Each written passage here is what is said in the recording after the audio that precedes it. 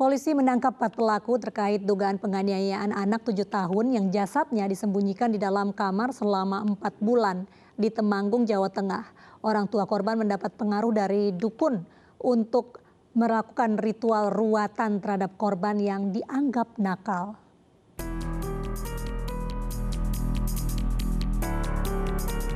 Kepolisian telah mengamankan 4 orang yang diduga pelaku penganiayaan terhadap Aisyah Latifatul berumur 7 tahun di Temanggung, Jawa Tengah.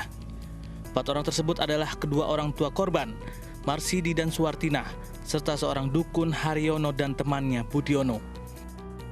Dugaan sementara kedua orang tua korban mendapat pengaruh dari sang dukun untuk melakukan ritual ruatan terhadap korban karena korban nakal agar makhluk gaib di dalam tubuh korban pergi.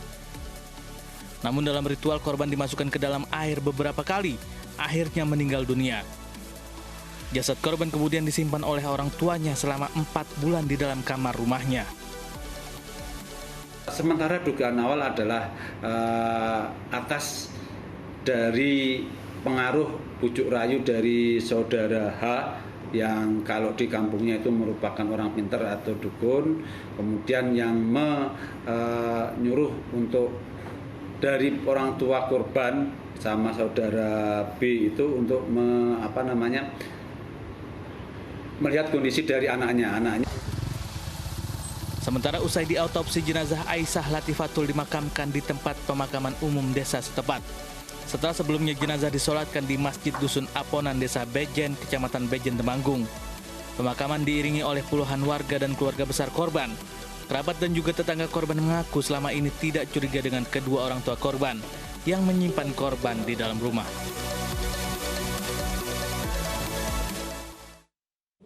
Sebelumnya pemirsa, warga Temanggung, Jawa Tengah digemparkan dengan temuan mayat Aisyah Latifatul. Jasad korban disimpan selama 4 bulan akibat ritual untuk menghilangkan kenakalan korban.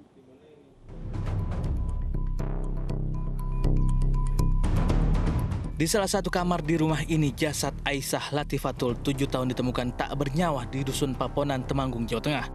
Diperkirakan korban yang merupakan anak kedua dari pasangan Marsidi dan Suwartina tewas 4 bulan lalu yang disimpan di dalam kamar oleh orang tuanya. Korban meninggal saat ritual menghilangkan kenakalannya dengan cara mencelupkan kepala korban ke dalam kolam air. Peristiwa terbongkar saat kecurigaan kakek korban yang mengaku selama 4 bulan tidak bertemu dengan cucunya. Setiap kali ditanyai, orang tua korban selalu berbohong. Bahkan jika ditanya tetangga, orang tua korban menjawab korban tinggal bersama kakeknya. Akhirnya sang kakek marah dan langsung mendatangi rumah anaknya. Dibekali kecurigaan warga dan kakek korban bersama aparat desa dan aparat Polsek Bejen, korban ditemukan disembunyikan di dalam kamar tidur. Diduga korban telah meninggal selama 4 bulan. Ditanya saya, anak di rumah. Tapi kalau ditanya kakaknya, itu katanya kok di tempat bayi. Nah, itu sudah dipengaruhi nggak jujur. Nah, ini dengan demikian saya minta harus dihukum dengan seberat-beratnya. Syukur ini seumur hidup ya. Kakek korban berharap 2 orang pelaku yang merupakan dukun dihukum seberat-beratnya.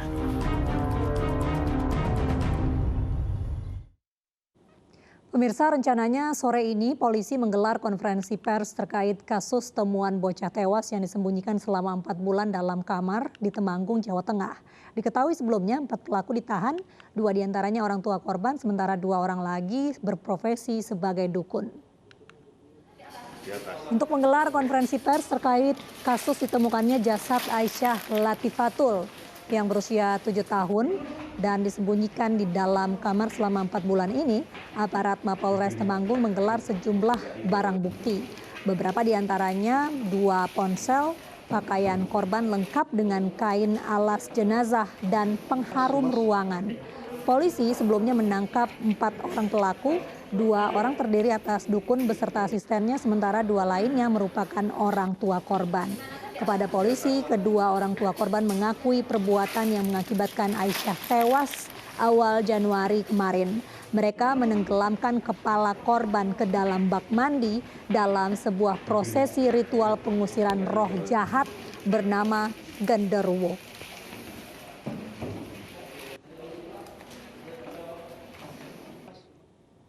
Sempat diberitakan hilang selama 5 hari, jasad bocah perempuan ditemukan warga terkubur tanpa busana di Kebun Gambir di Kabupaten 50 Kota, Sumatera Barat.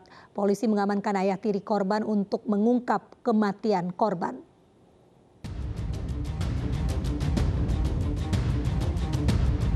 Aparat kepolisian dari Polsek Gugua, Kabupaten 50 Kota, Sumatera Barat terus mendalami kasus bocah tewas yang ditemukan terkubur di Kebun Gambir di daerah Mungka.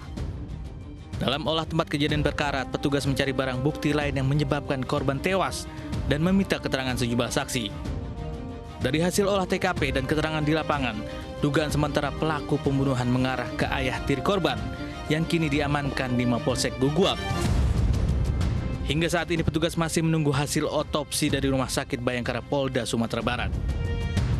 Sudah masuk ke tahap penyidikan, yang mana pada hari ditemukannya anak tersebut meninggal dengan tidak wajar, dengan dikubur tanpa busana, dan kita sudah menerbitkan laporan polisi dan menyatakan itu langsung suatu tindak pidana melalui gelar perkara. Sampai sekarang diduga pelaku sudah kita amankan, yaitu bapak tirinya, dan saat ini masih dalam proses pengembangan.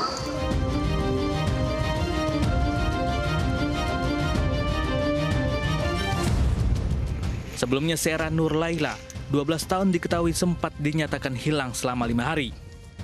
Warga yang curiga mendengar suara anjing menyalak tak henti langsung mendatangi lokasi dan menemukan korban tewas terkubur di Kebun Gambir, tak jauh dari rumah korban. Saat ditemukan kondisi jasad tanpa busana dan sudah hampir membusuk dengan beberapa anggota tubuh yang hilang, petugas mengevakuasi jasad korban ke Rumah Sakit Bayangkara Polda Sumatera Barat untuk diotopsi.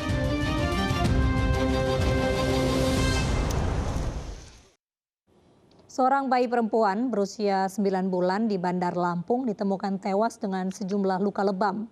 Ironisnya jasad bayi ditinggalkan pelaku pembunuhan yang merupakan ibu kandung korban yang kabur bersama pria selingkuhannya.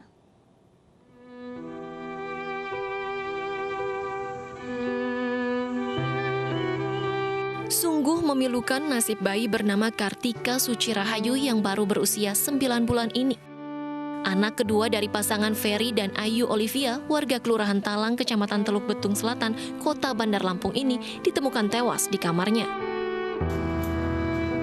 Sebelum ditemukan tewas, korban sempat dibawa pergi oleh ibu kandungnya untuk menginap ke rumah kerabatnya. Namun anehnya pada tengah malam, sang ibu kembali pulang dengan menggendong anaknya. Tak berapa lama, ibu korban meninggalkan rumah seorang diri dengan terburu-buru. Keluarga yang curiga dengan gerak-gerik sang ibu kemudian menemukan korban sudah tidak bernyawa dengan sejumlah luka lebam di sekujur tubuh.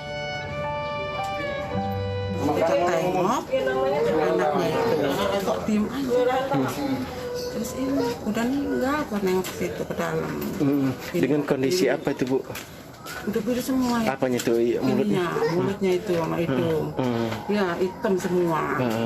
Kayak habis jatuh itu. Cuman di mulutnya aja atau ada yang lain, Bu? Tapi yang lain di perut sama di dada itu. Apa itu, Bu? Hitam juga? Hitam. Kini bayi tidak berdosa ini sudah kembali ke Sang Pencipta. Sementara sang ibu yang tega membunuhnya kini harus mempertanggungjawabkan perbuatan kejinya di depan hukum. Di Nias Selatan, Sumatera Utara, pembunuhan putri kepala desa menggemparkan warga desa Hilioro 2, Nias Selatan. Pelaku pembunuhan ternyata tetangga rumah yang sakit hati karena bapak korban terpilih dalam pemilihan kepala desa.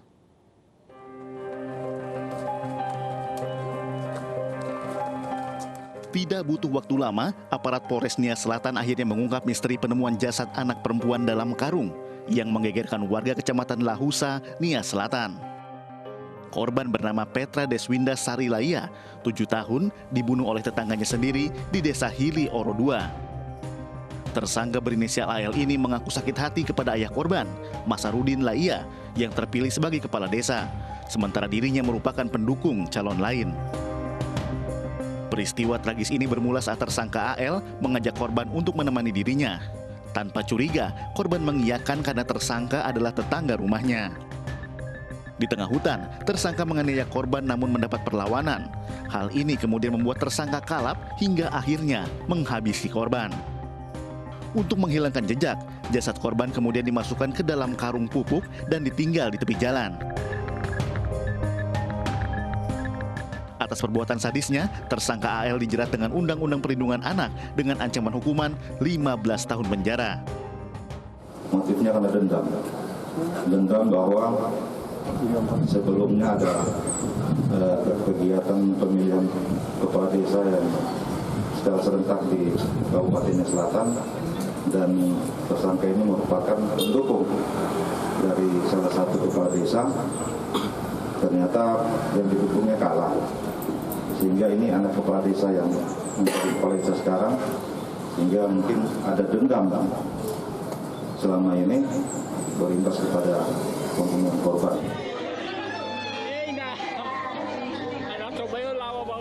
Sebelumnya, isak tangis keluarga tak terbendung saat jenazah Petra Deswinda Sarilaya disemayamkan di rumah duka. Korban yang berusia 7 tahun ditemukan tewas di dalam karung.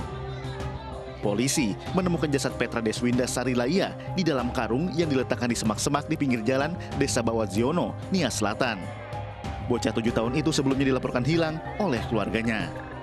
Jasad putri dari Masarudin Laia yang juga kepala desa Hili Oro II ditemukan 1 kilometer dari rumah korban.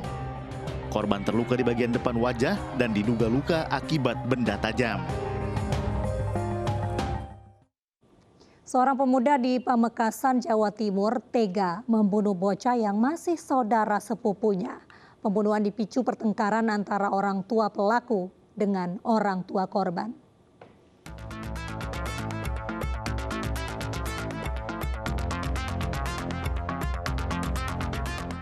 Ibu kandung korban terus berteriak dan menangis saat melepas kepergian anaknya yang baru berusia 9 tahun ke tempat peristirahatan yang terakhir. Anaknya dikuburkan setelah dibunuh oleh saudaranya sendiri. Peristiwa pilu ini terjadi di Kecamatan Larangan, Pamekasan, Madura, Jawa Timur.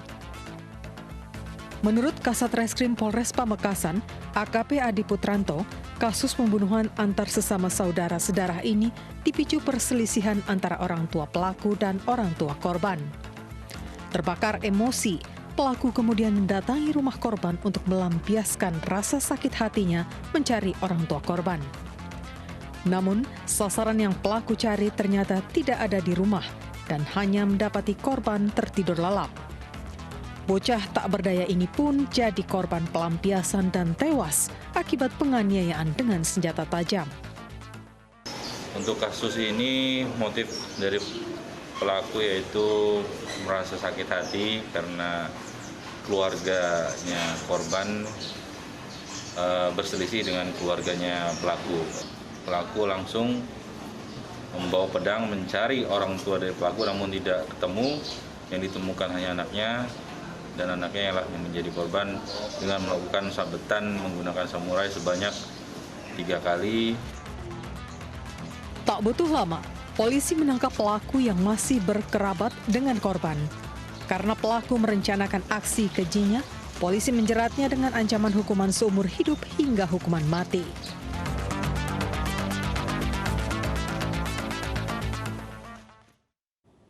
Tabrak pengemudi lain saat kabur, 2 jamret babak belur dihajar warga. Selengkapnya sesaat lagi, tetaplah bersama Realita.